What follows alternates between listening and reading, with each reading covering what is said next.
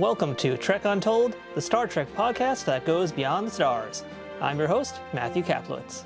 It's a bit earlier than when I did it last time, but 2021 is starting to wrap up and the holiday season is now in full swing. For Trek Untold, that means it's time for our end of the year wrap-up. And if you're new here, that adds up to 2 episodes filled with some of my favorite moments with guests from the last 12 months. Looking back on it, I still really can't believe how this year went. I got to spend an hour with Jonathan Frakes, an hour with Gates McFadden, and even longer with Walter Koenig. Plus so many other amazing performers who I admire, and behind-the-scenes crew who I never knew that much about before. And that's not really much of a humble brag, it's just the honest truth. 2021 has been a wild ride, and I want to keep that momentum going forward in the new year. And speaking of, I do have some big plans for 2022 that we're going to talk about next week, but for now, let's just say that things are already busy here on the bridge, and I will definitely need the extra time to work on more episodes. But I'm not going to waste any more time speaking about that for this week, so let me go ahead and run the usual spiel that I say on every episode, and then let's get right into it. Before we begin this week's episode, I want to remind you about the different ways that you can support Trek Untold. If you're in a position to help us financially, we have a Patreon page at patreon.com/trekuntold, where you can support us for as little as $2 a month. Joining at higher levels allows you to have early access to the latest episodes, knowing in advance who our guests will be before anybody else finds out, or even the chance to submit questions to some of those future guests, and maybe your question might be heard on that episode. Shout out to our sponsor, Triple Fiction Productions, who create 3D printed toys and prop replicas inspired by Star Trek. Their items come in all shapes and all sizes and are always amazing, but you're going to hear a little bit more about them later on in the show. But most importantly, I need you to leave a review and rating on iTunes or wherever you're listening to Trek Untold. 5-star ratings and positive reviews help this show pop up when new listeners search for Star Trek podcasts and make sure that they know they're listening to something that is worth their time. If you're watching this episode in video format on YouTube, please leave a thumbs up, share the video, and of course, comment there as well. Interacting on all these platforms is a guaranteed way to spread the word about Trek Untold.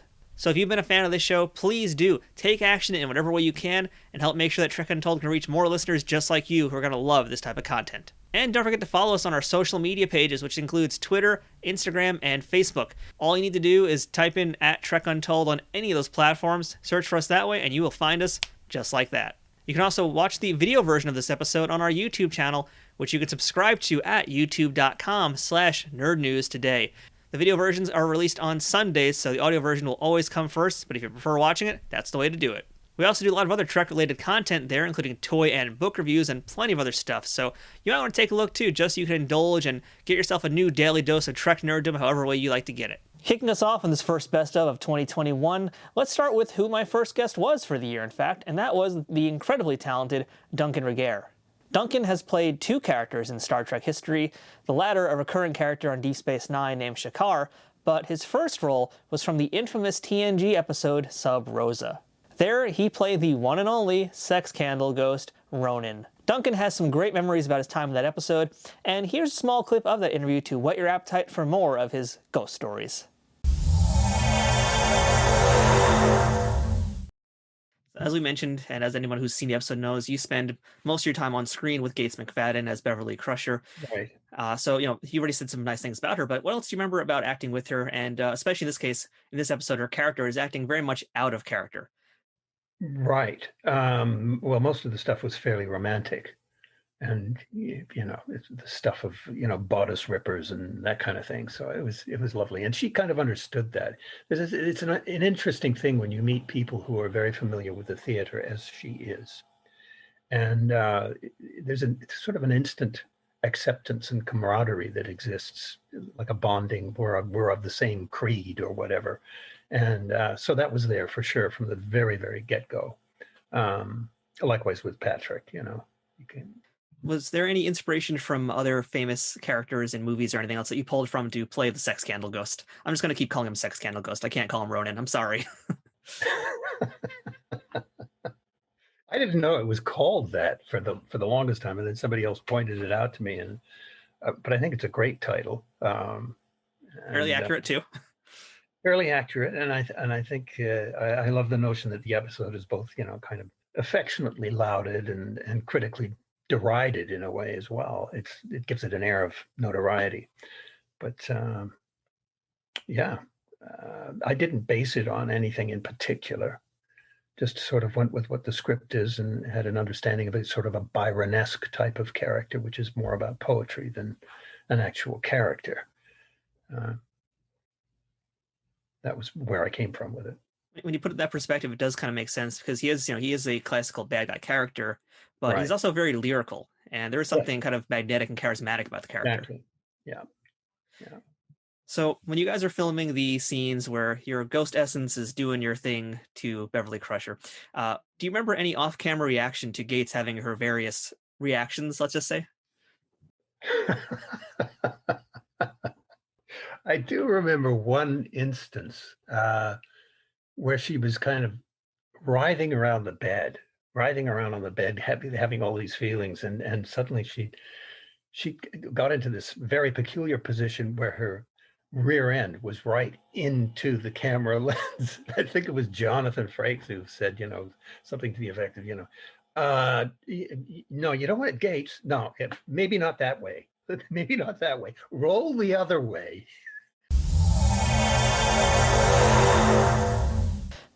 I have an affinity for stunts, and really, who doesn't? But when I say that, I mean I used to spend my weekly allowance at Blockbuster instead of on school lunches, where I bought movies, and a lot of the times, they were martial arts films from Jackie Chan, Sammo Hung, or whoever I found that did awesome fight scenes. Speaking with stunt coordinator Dennis Madalone earlier this year was a great experience for me since he really pulled back the curtain on how a lot of things got done during his time working as the coordinator on TNG, DS9, and Voyager. This was a really in-depth interview, and here's a clip from the episode where Dennis talks about some of the roughest stunts he had to do on a Trek show. So, for yourself personally, what was the most intense stunt you ever did on a Star Trek show? I think one of the coolest ones was in the beginning, season 1, and it was Heart of Glory, where it was toward the end of the episode, and the Klingons shot 2 security guards, and then one Klingon went to the into the ship and got shot by Worf and fell through the engine room, through one floor down through another, and hit the bottom floor. And Rob Bowman was directing that one, and so I got to play the Starfleet guy at noon that got shot, and ate the ground. And then they put me into makeup. And then that night at 11 p.m., I doubled the Klingon getting shot and fell through the floor and through the 2 floors and bottomed out. And that gag, just to do those 2 stunts in the same day, Starfleet and be a Klingon, was impossible. And yet I was the coordinator and the performer. So when you really look at that, that's pretty iconic that I was able to play a normal human and then the same day. So that never happened again. But to do that particular stunt was really tricky. To be able to fall through breakaway glass, head and chest first, and go all the way down and not get hurt. Because it was on the border. I wouldn't ask my people to do it, but it was on the border of what I thought we could do. And so that was pretty cool. I just saw that episode and I recorded that particular moment because it was I remember I had a little pad down below, like 6 inches, but I remember all the breakaway glass. I landed so flat and ate it that the glass I was pulling out of my face. It was because I had to land on everything. and I remember pieces stuck into my side. I had like scratches and stuff, but that was part of the game. And I just remember going, wow, man, I almost tweaked my back because I really came down and never twisted and just ate it. And so I was pretty proud of that. And I think I was already on the show, but I think that helped, me with my amazing run that I had for 14 years over there. With all, one thing about Star Trek is the journey on the show, it was so much fun, but it was really after the show, to be able to know that you have many friends out there, and when you bump into them, like I just bumped into Nana last year at the Emmy Awards. No, it was at a screening of the Deep Space Nine, What We Leave Behind, that Ira Bear put together. I saw her there, and I probably haven't seen her for, 15 years. And so when you see somebody and you haven't seen them for 15 years, and you see how happy they are to see you, and they see how happy you are to see them, that was pretty cool. And I think that's it, is that we have so much excitement together. Suddenly you see them 10 or 15 years later, and they're as happy as if it was, you were brother and sister. And so, and that's how it was that day at that screening, seeing everybody, Ira Bear, and just seeing everyone for the first time in all those years, all the actors, so that's the thing that is cool, is that you really fall in love with the people you work with a deep friendship that is always there, and suddenly it rekindles when you see them years later, or maybe talk to them on the phone. So, and that's the journey, and that's you too. Everyone you get to see and meet, I mean, it's an amazing journey, and hopefully you keep that friendship going throughout your life. There's one stunt I want to talk about, which is from Deep Space Nine. I think it's from If Wishes Were Horses, or I can't remember the exact name. But the episode is where you get set on fire. And for folks watching the video version of this podcast, you'll see a picture. And is that actually from the DS9 episode? Yeah, you see it? That's me on fire on that episode. Please tell us about that, because I don't get to talk to enough stunt people on this show here, and I never get to hear about what it's like to be set on fire. So, what can you tell us about doing a stunt like that? That fire gag was amazing because it's the first time we really did fire on the show, and so I brought in my great buddy Tim Chirella, who is amazing with fire, a great stunt coordinator, great friend. And so one thing, when you're dealing with fire, if you make a mistake, you're burnt for life. So you can't mess with fire. So I always have Tim, and we took our Starfleet uniform and we soaked it in fireproof solution, and he comes on with his magical gel to put, if I have skin showing, to put gel on that so my hands don't get burnt. I remember putting a fake Starfleet face on. And then I didn't do an air tank. Normally you do an air tank and just breathe and you have an air. I decided just to be in a hose, which is a hose running out of your suit. And then right before they light me, I'll get rid of the hose. They'll tuck in the headpiece and they light me. But I remember doing that gag. I remember I could barely see, and I had to hold my breath and run down the hallway and be on fire. And that was pretty cool. That was just doing a full burn on Star Trek. You normally don't get to do 100-foot high falls or car chases, right? And you don't really get to do fire gags. So it was pretty cool to pull off a full burn and do that. So that was a cool moment for me. Raven Dauda is a total comic book nerd. And as we discovered on the show, that's in fact where her name originated from. And I also found out that she is absolutely the type of person I would be hanging out with all the time if we were friends. Raven plays Dr. Pollard on Star Trek Discovery, a tough role to jump into for a number of reasons, especially when you consider when her character joined the crew. Raven told me about the unique audition process for a new Trek show, what it was like doing her first scene ever with Doug Jones, which is pretty scary, and how she grew into the character to make it her own. So Raven, let's beam into our Star Trek discussion. And of course, you are Dr. Tracy Pollard on Star Trek Discovery. Yes. So, the one thing we've learned from doing this show with so many different guests who've been on Disco is that they don't usually know they're auditioning for Disco. So can you kind of tell us, what was your audition process like for the show? Yeah, because they have code names and everything, so you don't necessarily know. But when I auditioned for them, I did know, because my agent was like, it's code name this, but it's really Star Trek. And very secretive. And there was something that was so exciting about that. Like, there was something that was so cool about, like, you get the sides, what they call the audition material, but it's like on a time-sensitive thing, link. And then once you get that, then it disappears. Like, this message will self-destruct, and you can't copy it in any way. It's all protected and encrypted and all that shit. So it's just like so amazing.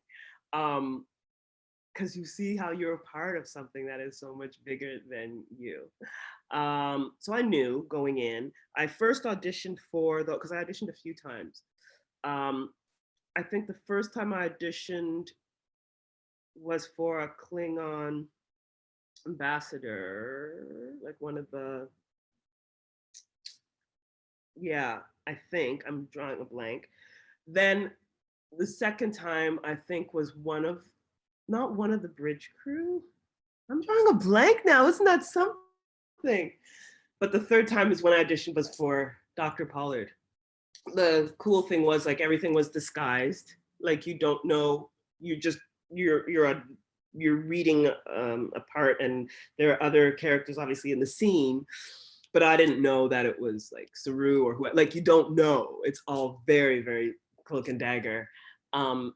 And I found that quite liberating because then at the end of the day, I made it about who's in the scene, what is my role as doctor, and then I endowed them, the others in the scene, with backstory as to how important they are to me. So you just do your homework as an actor and you lift it up off the page.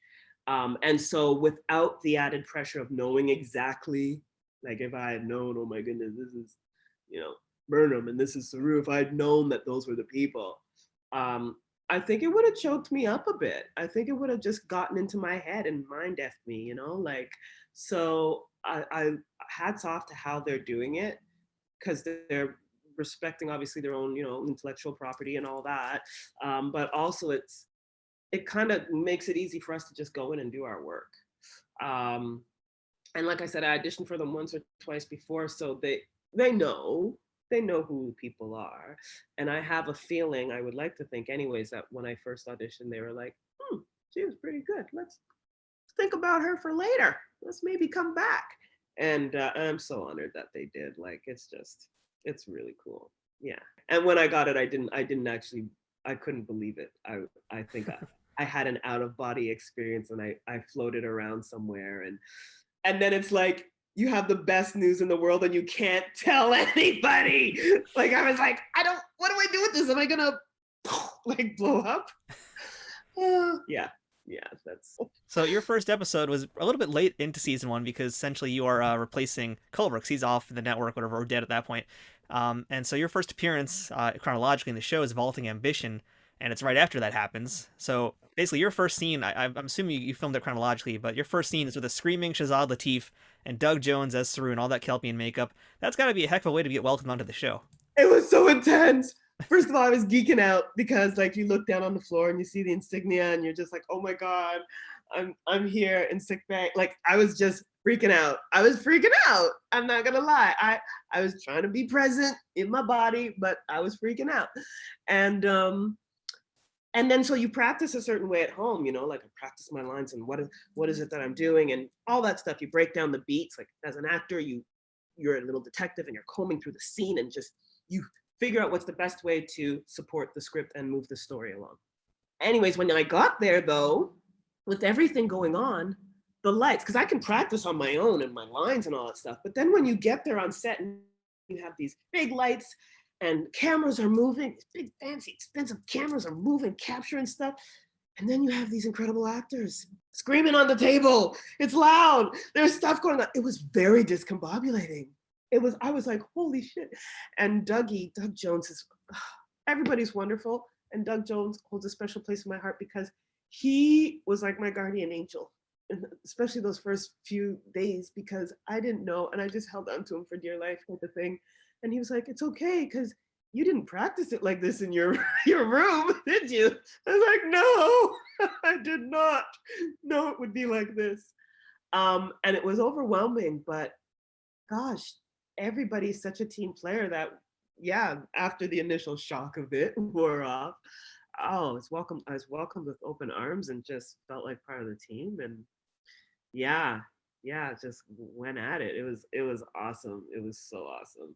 Now, in your first appearances in Disco, the personality of Dr. Pollard doesn't really get to shine through as much as it does in like season 3, especially like I'm thinking of the episode Sukal, which is where David Ajal walks in and he takes Grudge from Sonequa, and he's all into Grudge more than he's looking at Sonequa. And you're giving him such side eye, like that face right there. That's the face you're giving him, basically. That's the face that I get. That's Pollard's face. Okay, it's almost. I want it to become her resting face, where she just gives side eye, and she's like, you should not be doing this. You like rest. go get some rest, okay? Like, where did this voice come from? Was this something that was kind of written into the show? Did they tell you to act like this, or did you kind of discover your own Dr. Pollard along the way? I discover along the way, and it's that's the joy of having characters that grow, like we see over the years. We're seeing, from season 1 to 2, how the bridge crew is coming together, how the characters are just evolving, like we see it. And so more and more their personality comes out. So yes, for me, that was just a natural, that just kind of came out because it seemed to really fit. Also, fun fact, side note, I had met David Ajala in Falling Water. So there was a show that was done here in Toronto some years before, not that long ago before. And we didn't have any scenes together in that show, but we knew of each other. And so there's already maybe a little bit of rapport built in, so that I felt that way. And seeing him here and with the cat, with grudge and everything, it just naturally was the natural reaction to give his character. So yeah, really cool. It was a perfect reaction too. I love that scene. Just, oh my God, so much attitude, so much sass right there. Body language, nailed it. Thank you.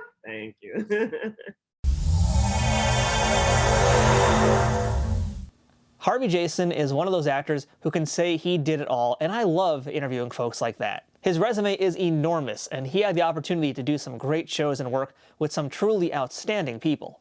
Harvey's time in Trek came on the very first season of TNG in the first real holodeck episode called The Big Goodbye. There, he played Felix Leach in an episode where he spent a lot of time with another great of the screen, Lawrence Tierney. Here is a little bit about what Harvey remembered from his time shooting on that episode and working with, as he calls him, Larry. And I'm pretty sure if somebody like me ever called him Larry, I'd probably get my teeth knocked out.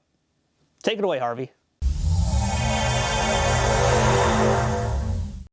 Harvey, let's talk about your Star Trek The Next Generation appearances. It's your first time in the franchise. You were in the episode The Big Goodbye from the very first season. You played Felix Leach. This episode is basically Star Trek's love letter, if you will, to the Big Sleep, the Maltese Falcon, and film noir movies in general. Can you tell us how you got cast for that role? I don't remember how I got cast. I think I just got a call. I just got a call saying, you've got an offer to do this. And basically it's sort of a Peter Lorre, Sydney Greenstreet kind of thing, So I said, yeah, I would like to do it. So I did it, and it was Pat's first season. I do remember that at that time I was quite friendly. Pat and I got quite friendly, and somebody had contacted me about. They said, you're English. Do you have people in England that you telephone? I said, yeah. He said, because I have a deal where I can get you very, very cheap phone calls to England. So I said, oh, that's very good. So I signed up with this guy. And I was talking to Pat. Pat said, I have very little money and so forth. I said, I got a great deal for you then. I said, this guy contacted me and I can get you a cheap deal for phone calls to London. He said, oh, yeah, sign me up. So I gave him the guy's number. And he came the next day. He said, this is great. He said, these are really cheap calls. This is wonderful. It turned out, I think I heard like a year or so later that the guy was arrested for fraud. It was an entirely illegal thing. I had no idea, I had no idea what it was, nor did Patrick Stewart for that matter. But he was thrilled, he was thrilled. So was I. So I went in to do this thing, and as I say, it was a takeoff. It was Sydney Greenstreet and Peter Lorre. And the guy, what's his name? You'll tell me the name of the guy I played with. Lawrence Tierney? Yeah, Larry Tierney. So Larry Tierney was may he rest in peace, was a very difficult guy. I've heard that. And he would invariably blow lines, and then he'd blame it on a technician. Or he'd say, well, wait a second. I got the fucking light. Turn the light away. I couldn't think of the line because of the light. And he always blamed somebody else, but he had a lot of trouble with lines.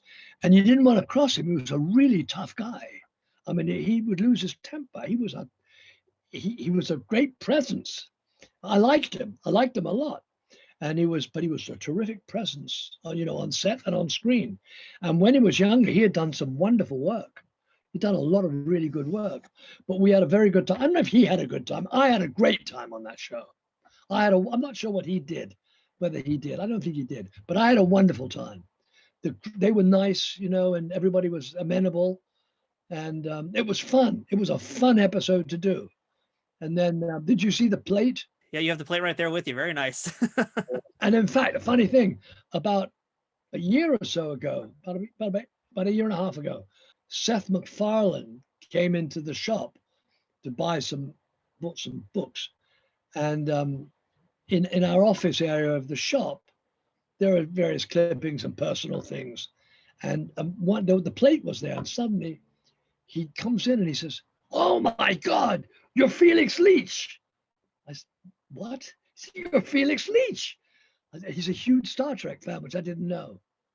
So this character you played, Felix Leach, as you mentioned, he's very much like Joe Egypt from Maltese Falcon. But this really wasn't actually your first time doing a Peter Lorre type character. I mean, you did that as well in Bring Him Back Alive, right? Yes, I do. Yes. Yeah, that kind of, you know what I'm saying. Yeah. We patterned it after him. Well, I loved Peter Lorre.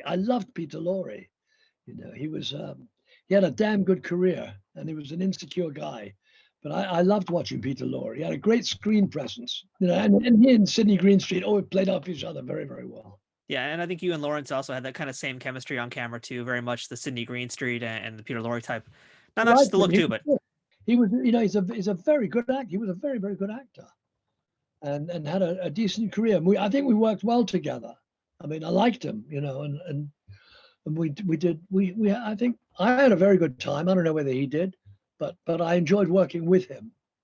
It was a nice show to do. It was a very nice show to do. I had very little to do with all the other people, really. I liked the guy, Dana. Yeah, that's Brett Spiner. Yeah, I liked him. I had very little to do with anybody else, really, I think. But I liked him. And for someone who has at this point worked so much already doing so many different television shows, did you feel that this show, Star Trek Next Generation, had any legs to actually stand on? Did you think it was going to go far, or was it going to be maybe just a one and done, that's it? First of all, I thought it deserved to be very successful. The people were very dedicated. The crew was very dedicated. I remember the crew was really enjoying it all. And when you've got a happy crew, that's 90% towards success. So everybody was very enthusiastic. I do remember that. And that doesn't often happen with the show, where shows where people just get tired and they just walk it through the paces. But people, I remember vividly, everybody was very excited and enthusiastic about Star Trek, about this. Trek Untold will return momentarily. Trek Untold is brought to you by Triple Fiction Productions. Triple Fiction Productions produces affordable and unique 3D printed Trek-inspired products from the original series, Next Generation, Deep Space Nine, Voyager, Enterprise, and the movies. Ranging from prop replicas to use in a fan film or cosplay, to accessories or playsets for figures in all different sizes, Triple Fiction Productions has got you covered. Past pieces for toys have included large centerpieces like 10 Forward from the Enterprise D, shuttlecrafts complete with working lights, and the Voyager Bridge, with smaller pieces including Borg alcoves, the Genesis device, and the dreaded arch-enemy of Worf, barrels. All highly detailed products are 3D printed and hand-painted in the USA, with new items added all the time, while simultaneously improving their printing quality based on fan feedback. To learn more about their products, visit triple-fictionproductions.net or visit them on Facebook at facebook.com/triplefictionproductions. Want to get 10% off your next purchase? Use code UNTOLD10 at checkout to receive this discount. Not applicable during sales or clearance events. That's code UNTOLD10 to get 10% off action figure dioramas, accessories, and prop replicas. Triple Fiction Productions, taking Star Trek where no 3D printer has gone before. Hi, I'm Armin Shimmerman. And I'm Kitty Swink. 17 years ago, I was diagnosed with pancreatic cancer. I didn't know it at the time, but I had a 4% chance of surviving 5 years. As her husband, I was very scared. But he never let me see that. You are a rock. Thank you. Thank you. Pancreatic cancer is the third leading cause of cancer-related deaths in the United States, with a 5-year survival rate of just 10%. We want it to be much higher. Much higher. It's 6% better when I was diagnosed, but not high enough.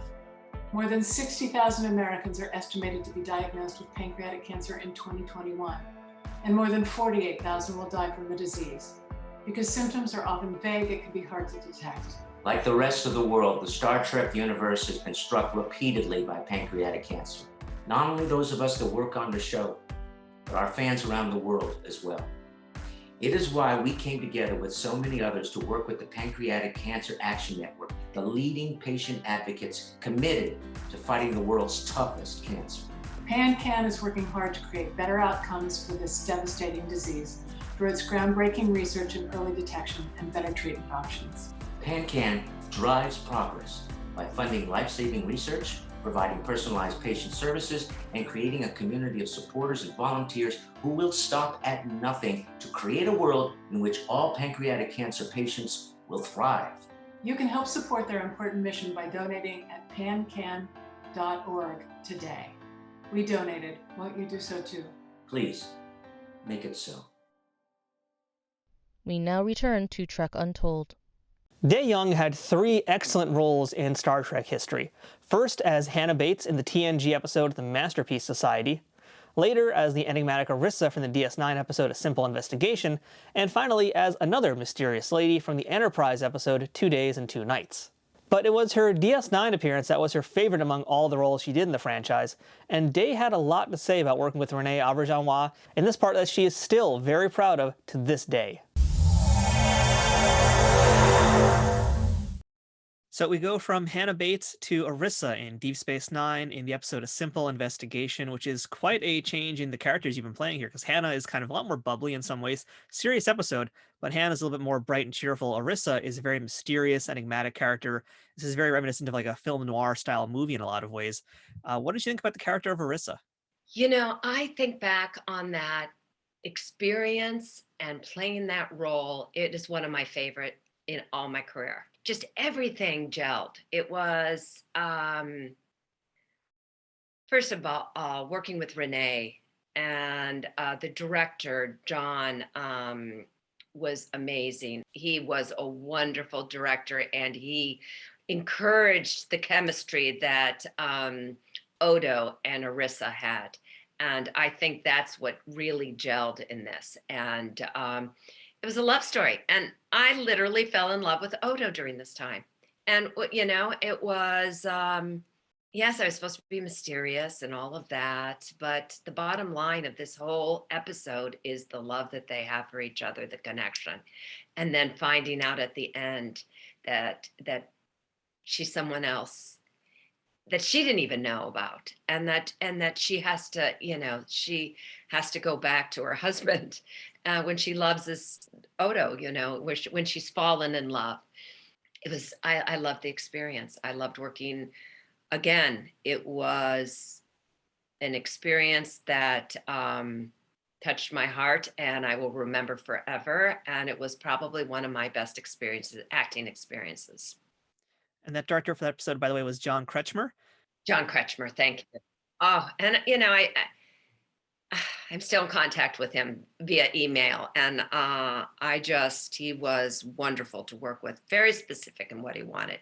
I had a challenge on that because they have to move fast on these episodes. And so I had a number of scenes in Odo's office. And so what they would do, and it was the first experience I'd ever had in my career where they would, out of order, you would do all my coverage coming at me in like 5 different scenes. So it wouldn't even complete the scene. And then we would do Odo's coverage, all, you know, scene 2, 9, 11, all from that angle.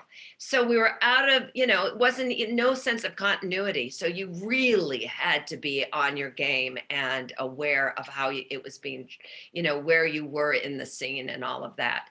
So one scene earlier on that I would have done where I'm supposed to be, you know, maybe very mysterious and cold and aloof in the beginning of the scene, in the beginning of the episode, you know, we're doing from this angle. And then I have to go to a scene later on where I'm professing, you know, the more intimate scene and come to my room and things like, it's all of a sudden like, and it's the next scene. And then I have to go back and be on his, on the other side for him and going through it all again. Are you following me about how they would shoot a lot? Yeah, that sounds I like a don't know nightmare. if I'm making any sense, but it was the first time I had ever done that. I've had to go on and do it since then.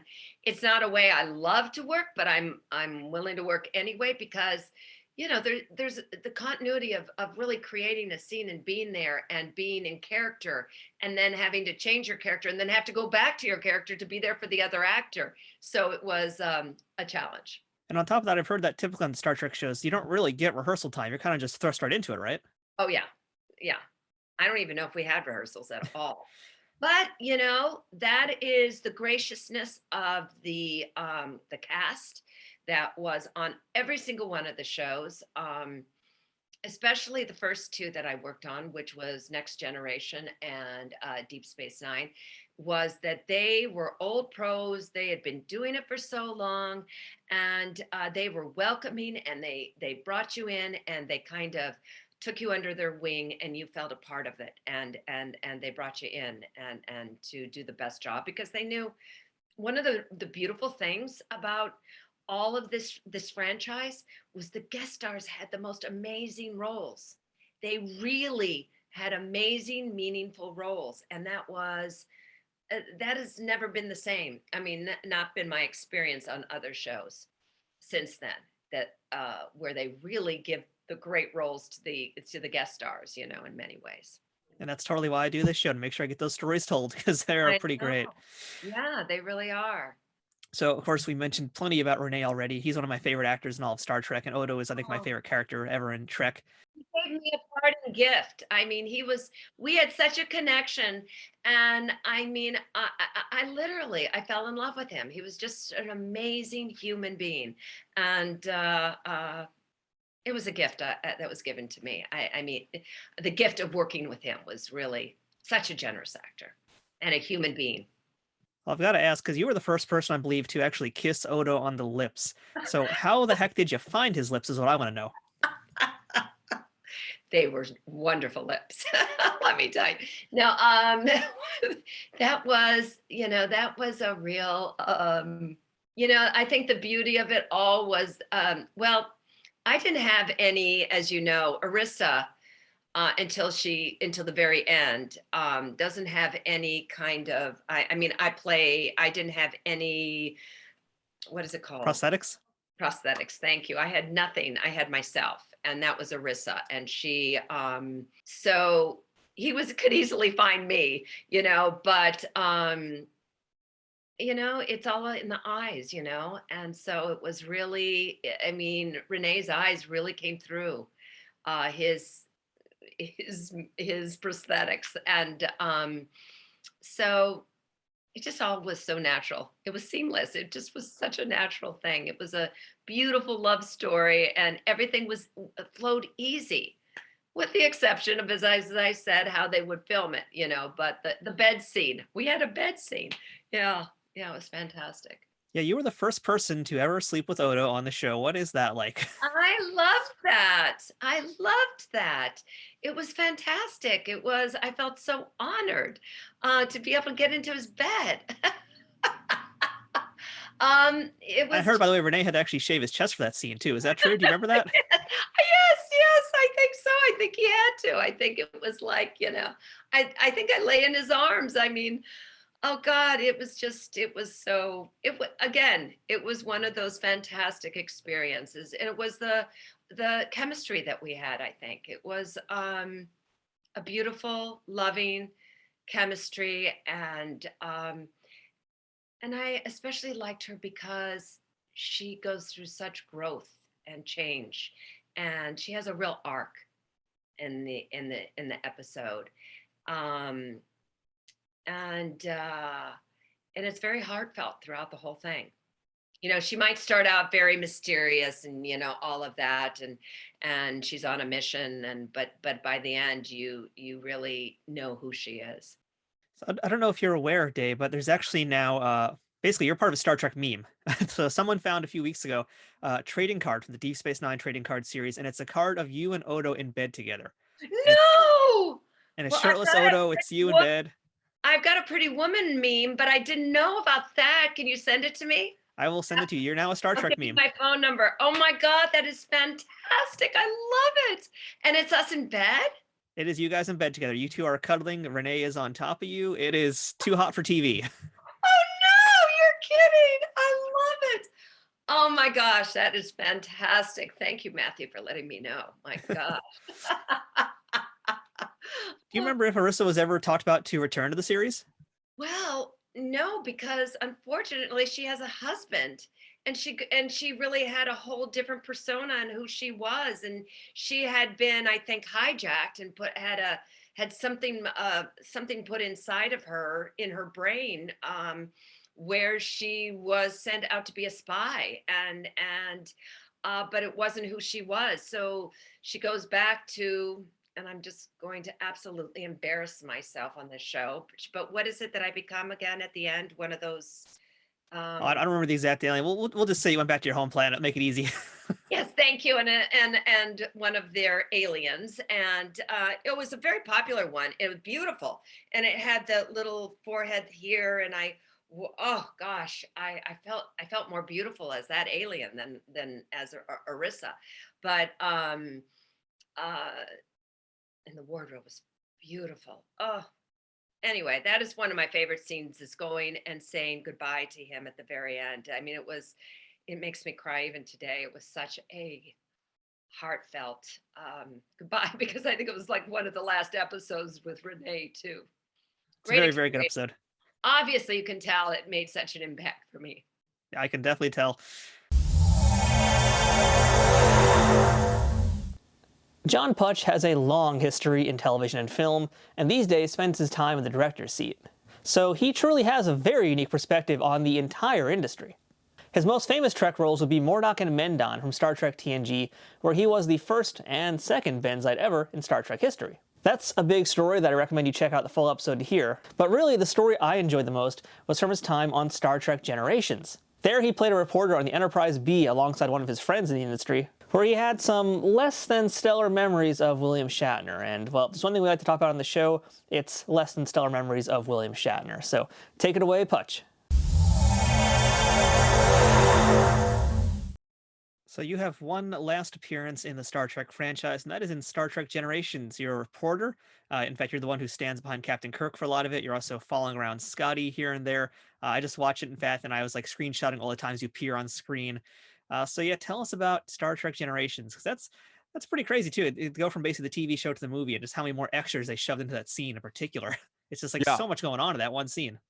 Well, I had a couple scenes. It had one in the later, and I don't know if it was cut out. I think some of it was cut out, but Junie Lowry Johnson, who cast the TV show, wanted to bring all of the guest actors back and put them in the small parts in the movie, because clearly they're aware of the fan base and the history, and they like, they're good. They're good about that, and they want to bring this, these people back.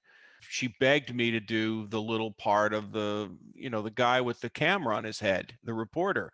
And my buddy Tommy Hinckley, who played the guy with the sound, the microphone, we were there together a lot. He was on some Next Generation show as well. So me and Tommy, and we knew each other for years. We were basketball buddies. We were on the bridge for that opening sequence, when Shatner was there, and Scotty and Walter, and Chekhov and Scotty and Shatner, and Alan Ruck. What was great for me was I didn't have to be talked into it. I just I wanted to be in it and see what was going on. I wanted to get in the building, basically.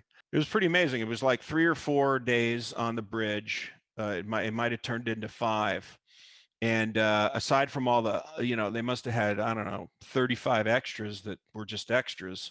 And then there was me and Tommy, because we had dialogue. And then there were a few other people that had dialogue. And, they just, we were pushed into the crowd. And then you had, Shatner, who walks in, with basically a force field of ego. But what was amazing about it was, I think it was the first movie since the original movies, the features that came out. I think it was the first series where, he appeared. He's going to appear in another one as a guest. So he walks onto the stage, and all the extras start applauding him. Okay, so he's already got his audience basically, and everybody stopped and he like said hello and everything, and then he said, "Well, it's good to be on the Enterprise again." And of course it looked completely different. And so we start working with him, and he had just written his book, his memoir, the Star Trek memoir. And he's not well liked by his cast members, according to the book. And James Doohan did not like him that day or that week, and neither did Walter. And I knew this because I had read the book, and I could tell they're not talking to him, they're not hugging him, they're not shaking his hand, they're literally just like this. And I'm going, wow, it's like 30 years, okay, since they originally did the original show. And like I'm looking at them, and there they are. There's those three titans, and these two clearly hate that guy, and he has no idea, or he's just being himself, which is just so fun to watch. Oblivious, pompous guy, and he'd done a bunch of television at that point. There's so many good stories about him. So every day I would just like try to memorize and record everything he did, and I would run home and tell my wife about it and call my sister, and anybody would listen. I go, "You're not gonna believe what happened today." So the one day, like if you see this behind me, there's the turbo lift right there. Well, there was one of those on the set, and the scene called for the three of them to walk onto the bridge for the first time, before takeoff. And Alan Ruck says, "Welcome aboard," and la la la, and he goes and sits down. So those doors get opened and shut by a person. And so the doors open, they go, "Okay, rolling," and they get, and they have to go in there, the three of them. And I'm elbowing Tommy. I go, "Those guys hate him, and they're going to have to go in that little booth and close the door until action is called." And there was a bunch of dialogue before the doors open. So, there's Alan Ruck's doing his bit, and they're covering that. And then like, I'm not 10 seconds into the scene, the door opens and the three of them walk in, and then they do, they go do their scene, their greeting and all that stuff.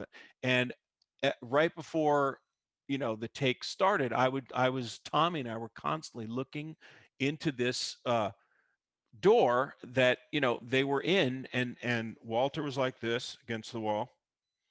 And Jimmy Doohan was like this.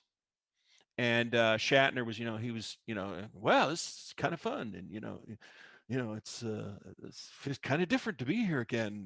They're not even answering. The doors close, and then action is called, and they're in there for, they're baking together. I just wanted to be inside. That's all. I wanted to know what was going on in there.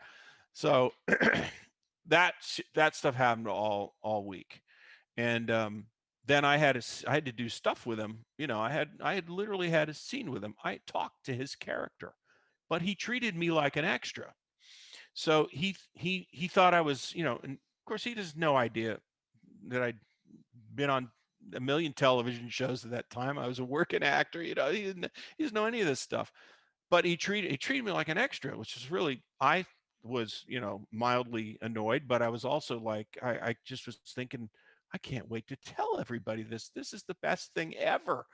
William Shatner, Captain Kirk, he thinks I'm a bit extra guy. There's a scene where he has to like cast me aside, "Don't get that out of my face," because I'm constantly doing this, to bug him with the camera, because I'm the camera shooting guy. And Tommy's down there sticking the mic in his face. And we do a rehearsal, and he literally throws me into a light stand. He literally just, the guys goes, "Get that out of there." I'm not kidding. We were up on a platform, and I stumbled back, and I almost knock over, a baby par light or something, or, and and I literally, I went up to him after. I go, "Hey, Bill." I called him Bill because I refused to say Mr. Shatner. I said, "Listen, just put your hand on me. Let me do the work, okay? Because I almost knocked the lamp over just now." He would not look at me. He'd like look to the director and go, how can we make this work? I'm literally, and I'm literally going, I just told you how we can make it work. Let me do all the work. Just give me the motion of the hand. Isn't that what we do? Anyway, it was infuriating. So the rest of the week, he was like, he would not talk to me. He would not acknowledge me. It was the best thing ever. And then at the end, when he finished, he's, everyone stops and applauds. Ladies and gentlemen, that's William Shatner's last scene in the show. We want to thank him. And everybody's down in the little circle, that the one like I'm sitting in now. And, and he's up on the, the rail there. And he's, thank you. And, there's all this thing. And like everybody's out there applauding, a sea of people applauding. This is me. That's what I was doing. It was just eyeballing the guy. It was fantastic. He didn't even see me probably, but there was just stuff like that happened every day. And then one there was a scene in the movie where he stands at the directors.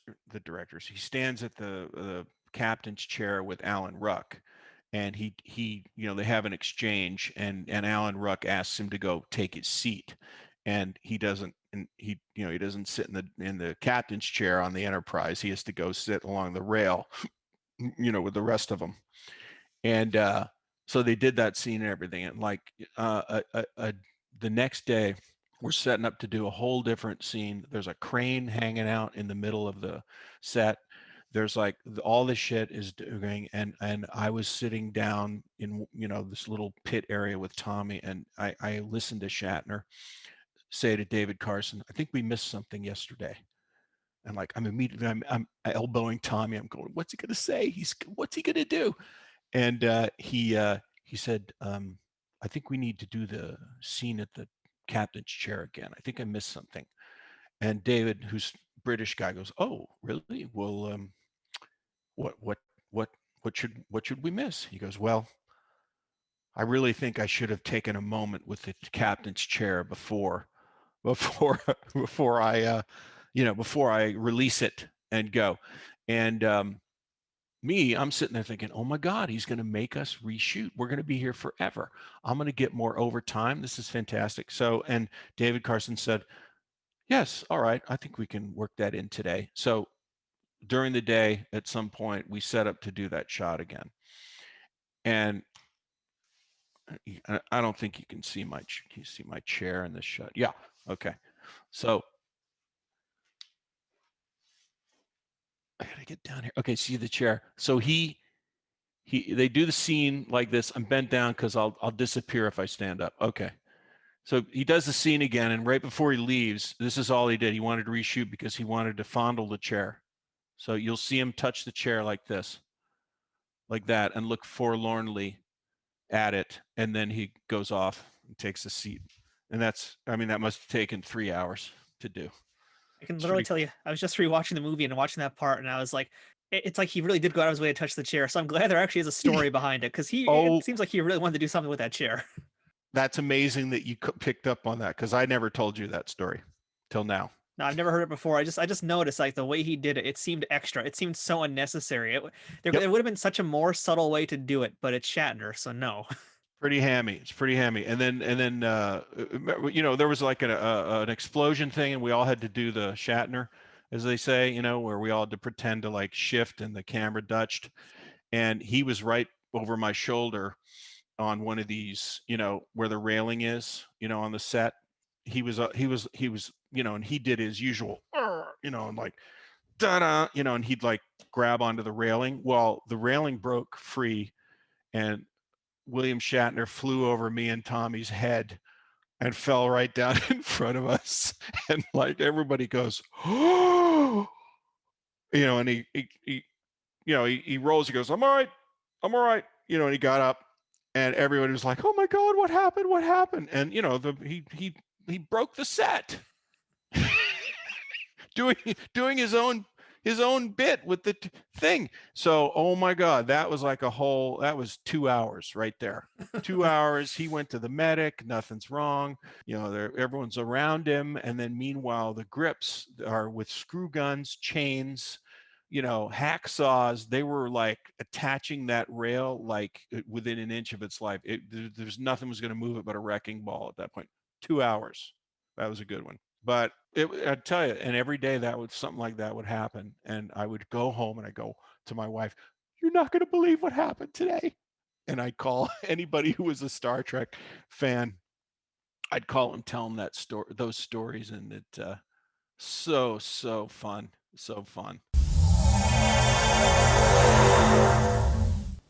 Noah Averbach-Katz rapidly became a fan favorite on the third season of Star Trek Discovery, where he played the Andorian named Rin. A lifelong Trekkie who had some actual tales of going to conventions as a kid told us that being a part of Star Trek was like a dream come true for him. And in this clip from that episode, we learned about the process to become this character and some behind-the-scenes stories from the earliest appearance of Rin in the series. So when did you discover that Rin would be a recurring role? And more importantly, when did you find out the ultimate fate of Rin? Yeah, I made a decision pretty early on to not really get too involved in what was coming or what was happening, because one way or another, whether it's one episode or 50 episodes, he comes to an end at some point. And I knew that if I had in my head, this is going to come to an end at this point, I would be so distracted and disappointed that I wouldn't actually be able to do the job that I wanted to do and focus on the acting and it being exciting and having fun. In that first episode, I read it, and he's running, and then he gets beamed up, and then in the end he's on sick bay. So I'm like, well, I'm definitely coming back for one more. I'm definitely coming back for one more. And then in the next episode, or maybe it was actually in that same one, or whatever, in the call sheet, you basically have like a list. A call sheet is like, basically everyone who cast, crew, who's involved, but the whole cast is essentially listed and given a number. So that way, when you're doing, scene 6, you have number 3, number 4, and number 1. And a lot of the time, not that there's like a perfect system, but generally, the most important people are given the highest numbers. And as you go down, there are less of important people given the higher numbers. And I think I knew I was going to die when I was number 45, 46, which is fine. But I realized I was going to die when Grudge was number 22. And I was like, oh no, if this cat is higher than me, if this bastard cat is a higher number than me, then there's no way I'm sticking around longer than a couple of episodes. So I knew it was coming, which gave me some peace. I really, really got to soak in every moment that I was there. I wasn't sort of on my toes, tense about waiting for, the bad news. So when it finally did come, it was like, oh yeah, well, I knew this was coming. And you know Star Trek well enough where you're like, who's going to make it or not, one way or another, whether or not they're dead or they go off in another ship, to another quadrant, when somebody's going to make it. And I was like, this guy, he's not going to make it. But he had a great time while he was doing it. And to be fair, Grudge is a queen, so it's not surprising she would get top billing. Yeah, I understood. I wasn't too angry at it, but it was very clear to me, where the priorities lay. So there you go. One of the things that I picked up about his character kind of reminded me of Armin Shimmerman's portrayal of Quark, and that's how he always has these very sympathetic eyes, and I always felt like Rin had the same kind of sympathetic eyes. So I'm kind of wondering, at what point did you become conscious of how the makeup was on you, and how did that help you ultimately develop the personality of Rin? That's such a good question. And anytime I can be compared to Armin, I'll take that as a massive compliment. So thank you. That's totally spot on.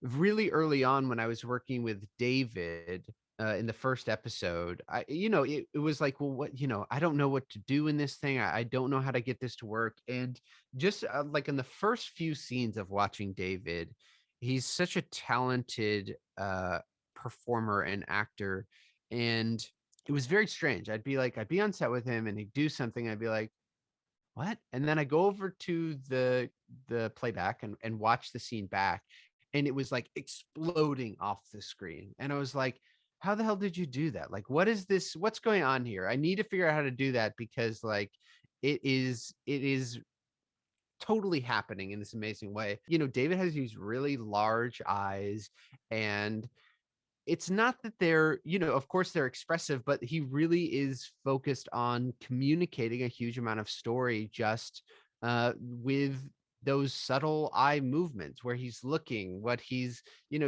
just being there, and you can just really see into his eyes. And I thought, well, why don't I try that? I don't really have much else to work with here. So like, what if I just try doing that? And going back and watching playback, it just was immediately starting to click for me. What's challenging is that it's great to use body language and use big facial movements, but that's can be really useful as like a Klingon who has these big moments. But when you're playing somebody with a real challenge, you're playing somebody who is beaten down, who has to remain quiet, who feels small and contained, and like they have been put into this very small box.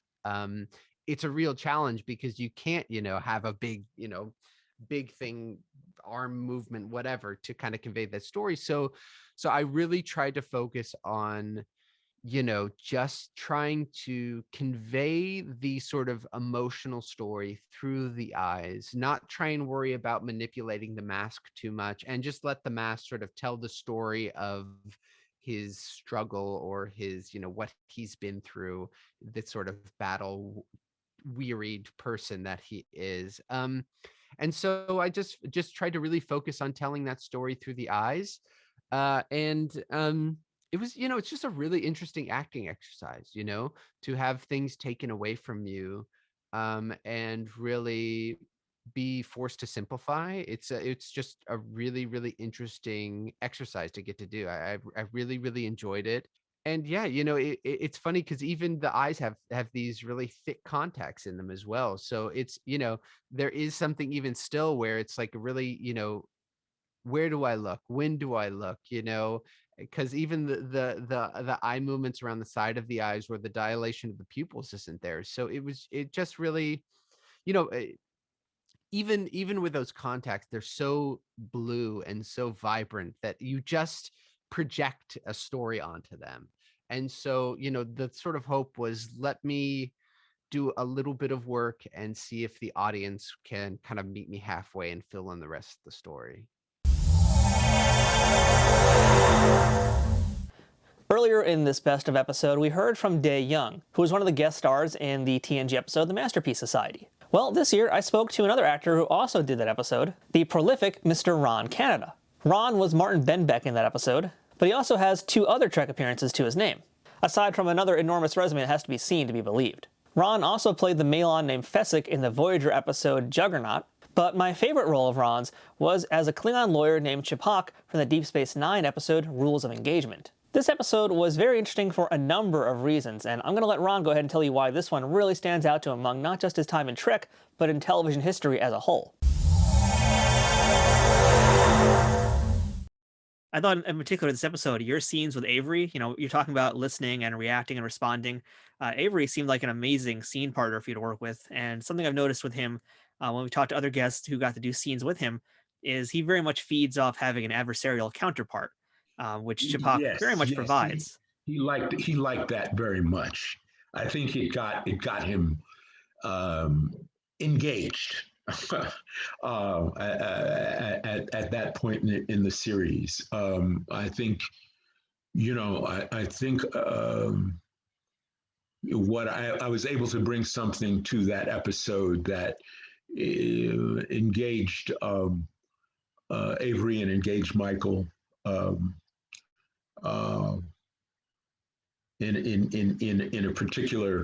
in a particular way, or at least there were some people around the production I remember who commented in that regard. And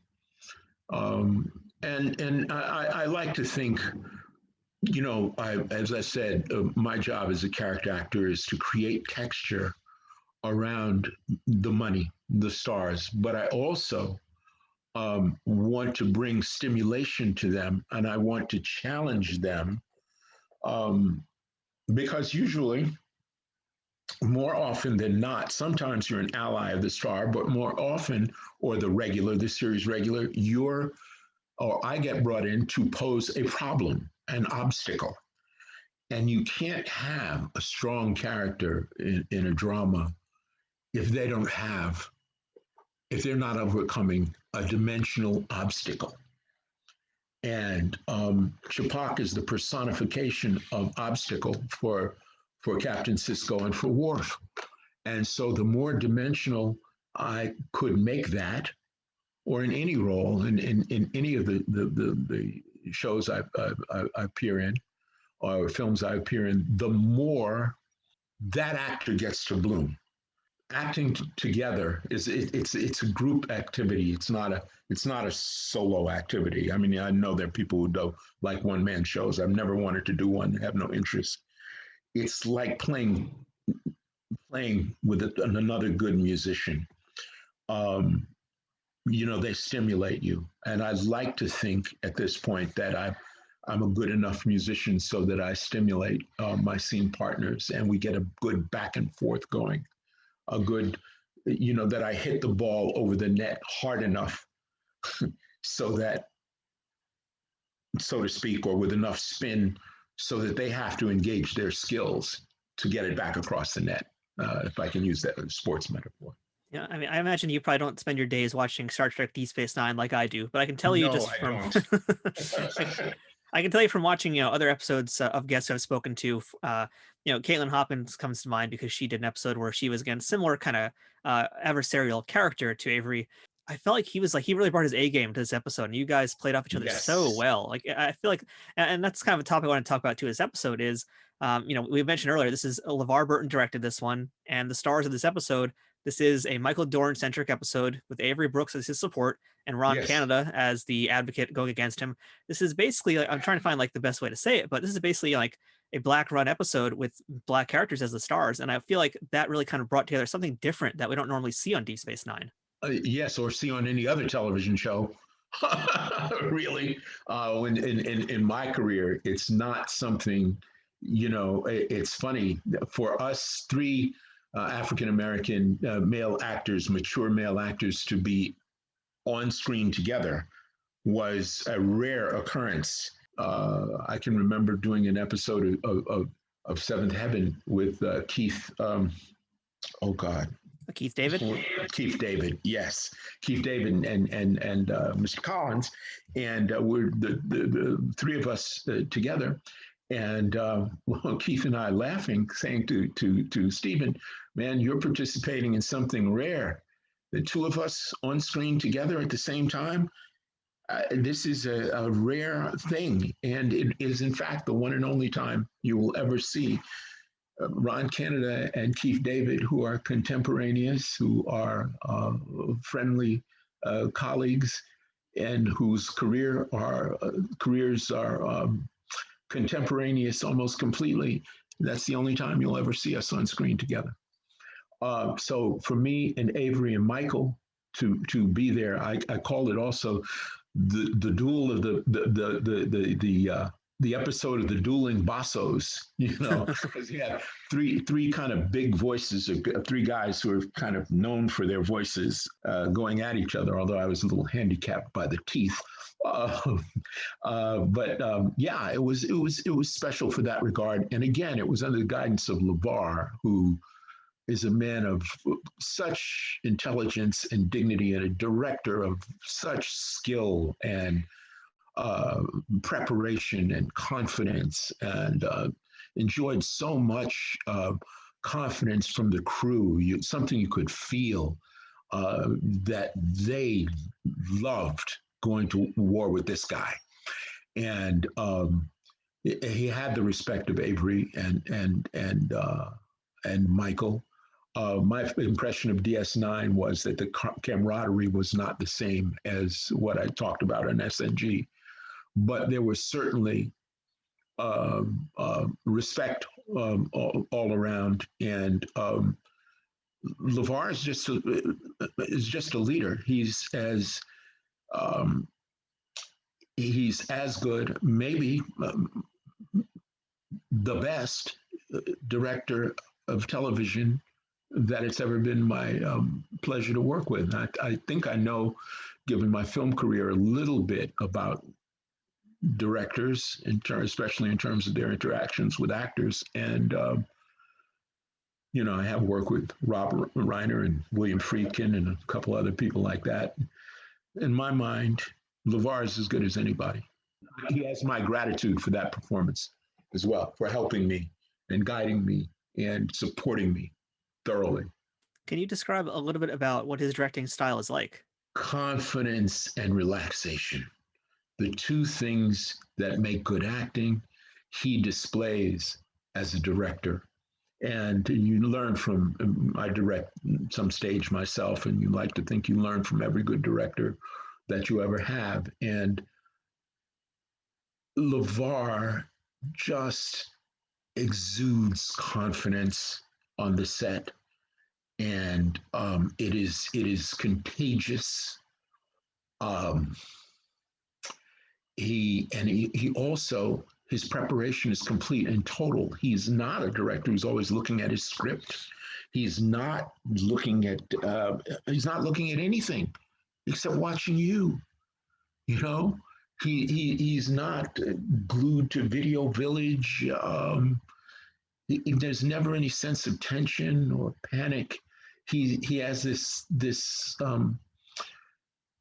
residing calm, which in that respect, he's like John Sayles, the great film director. He is just serene. He gives off an aura, or at least in that week of working with him, of there's nowhere else he'd want to be except right where he is. And how we're going to get this done, because we're us, and how could we fail, And people, he just creates an atmosphere where everyone is respected, and where you can tell the crew knows that they are respected and regarded, and they want to please him. And there's an efficiency because he is prepared, which is the thing that actors, and I think crew people, will tell you they most want from a director, that he or she be prepared, and to know that text in and out, up and down. And he also has the advantage of being a fine actor. And I'm sorry, in my experience, the best directors have always been people who have acted themselves. They have the most useful information to convey, and know how to convey it, and they know what not to say and how not to get in your way. I can say that about Kevin Hooks. I can say it again about Rob Reiner, as directors or actors who stand out in my mind, and who I've admired in my career. But LeVar, top of the list for me. And I looked at that performance today, and I thanked him again. And I thought about what a superlative director he was. And finally, for this week's Best of 2021, let's revisit my interview with Jonathan Frakes. And I gotta remind you guys, this was easily the most nervous I had ever been for an episode of Trek Untold. But Frakes couldn't have been kinder, and we had a great time chatting about the way that he directs, how he learned to direct, and of course, plenty of really great Star Trek stories. One of the episodes I really felt compelled to ask him about was the TNG episode The Outcast, which guest starred Melinda Kulea, someone hopefully will get on the show one day too. The Outcast is an episode that still has a lot of social relevance today. And discussing that one with Frakes, it kind of turned into a larger story that ultimately led us down a path about talking about the relationship that Riker had with Deanna Troi. Let's take a listen. So I just wanted to pick your brain a little bit about another episode, which you didn't direct this one. This is one that you were very important in, though. That's The Outcast. I just rewatched this one again. Another beautiful episode I completely kind of forgot about. And it's an interesting one, too, because it's kind of like we're looking at early 90s progressivism here for LGBT topics.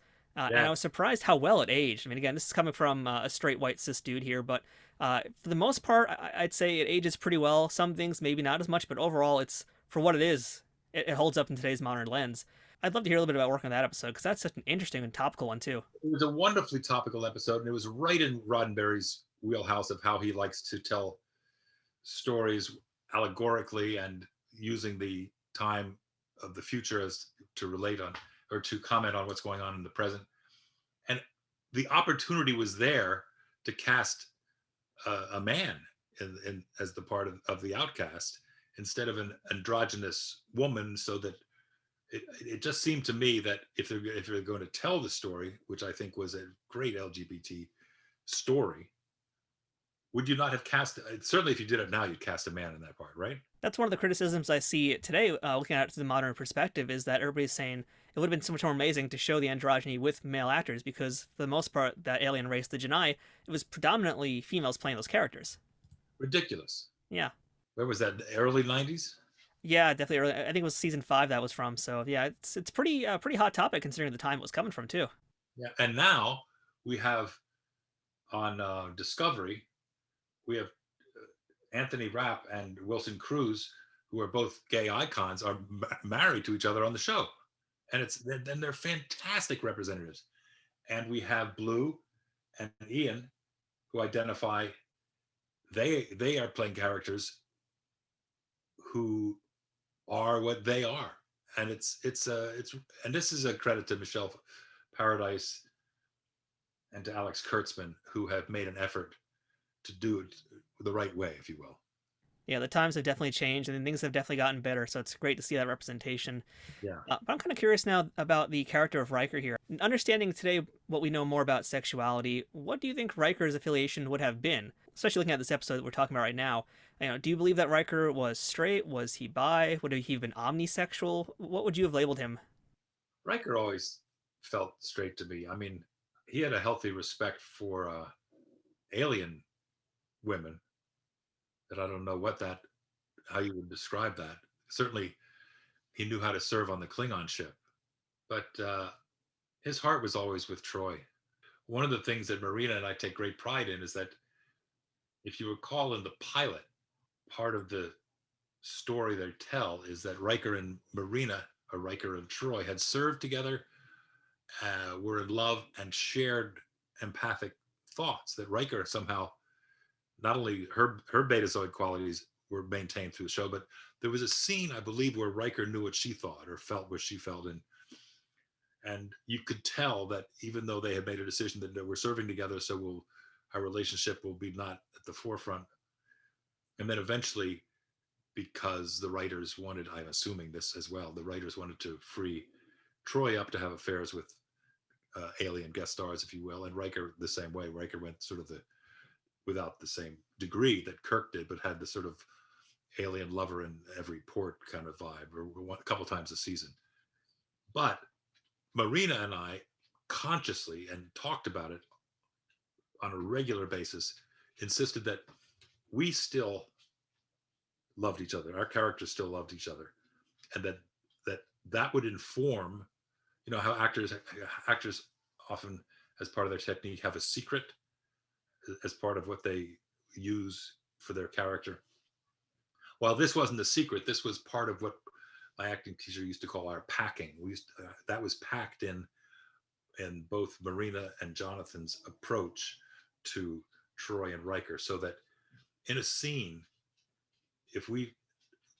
our characters would look at each other occasionally, and it would relate to our relationship, and not necessarily to the scene, or how our relationship was affected by the scene, or how our relationship could influence the scene. And I think, and I could be completely egomaniacal about this, but I believe that worked and kept our relationship alive, subconsciously perhaps, in the writers' minds.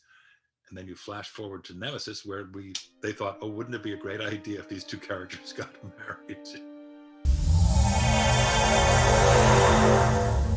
So that's all the snippets we're going to play for you guys for this week, but make sure you come back next week to hear part 2 of the Best of Trek Untold from 2021. Don't forget to follow us on Twitter, Instagram, and Facebook at Trek Untold, which is just one word in all those platforms. If you're listening to this on iTunes, Spotify, Google Podcasts, iHeartRadio, or any of those other locations, please leave a positive review and a 5-star rating if you can to help show other listeners how much you like this podcast and spread the word. If you're watching this on YouTube, please like the video, leave a comment, and subscribe to our channel at youtube.com/nerdnewstoday. If you're enjoying Trek Untold and in a position to financially support the show, I hope you consider being one of our Patreon supporters by visiting patreon.com/trekuntold, where you can help us out for as low as $2 a month and get some pretty sweet perks. Shout out once again to Triple Fiction Productions, who you can check out at triple-fictionproductions.net. If you're a collector of Star Trek toys in any size or scale, or enjoy prop replicas, you're going to love the quality of their 3D printed products, and I'm sure you will be a repeat customer. If you have any comments, feedback, or suggestions for future guests, send an email to me at trekuntold@gmail.com. I hope you'll beam up again with us next week for another episode of Trek Untold. So until then, I'm Matthew. Thanks for listening, and remember, fortune favors the bold.